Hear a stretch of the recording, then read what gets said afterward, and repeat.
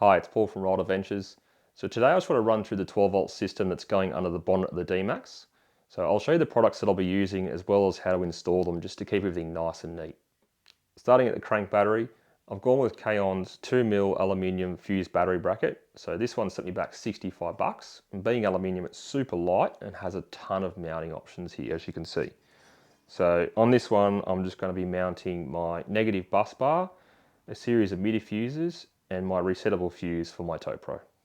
For a bit of extra real estate, I've got a blank plate from Milspec. So this is a 2mm stainless steel CAD design specific plate for the Dmax.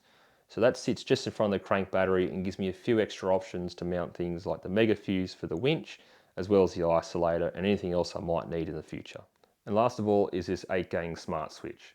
So I wanted a system that could bring a number of components together while still being individually fused and have a Bluetooth component so I could control things such as lights outside the vehicle. I was a little bit worried given it's a no-name, just made in China product. However, when it did arrive, I'm pretty happy with the quality and inclusion. So I'm excited to put that in and see how it runs.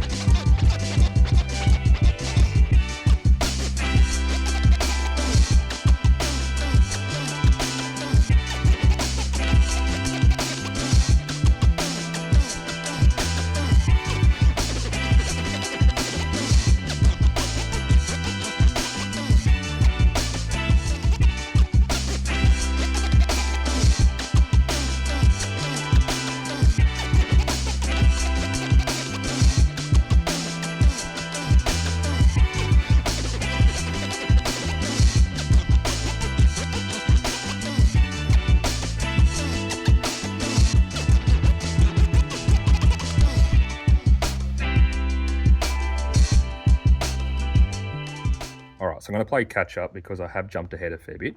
So just off my positive terminal here, this is a low voltage disconnect from Kickass.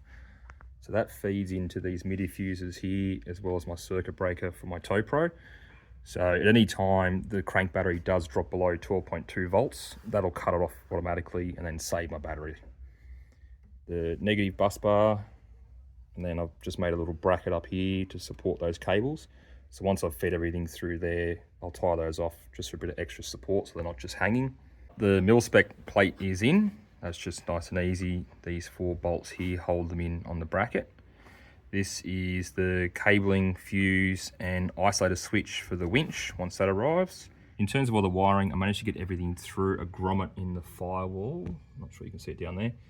But that all went through nice and easily, which is handy. I've also run an extra conduit here, which I've wrapped up, and then I'll feed the coax for the UHF later on through that. So since I got all that wired up, it's now time to put that 8-way smart switch in. Then I can start wiring up some lights and then put the control panel in the cab.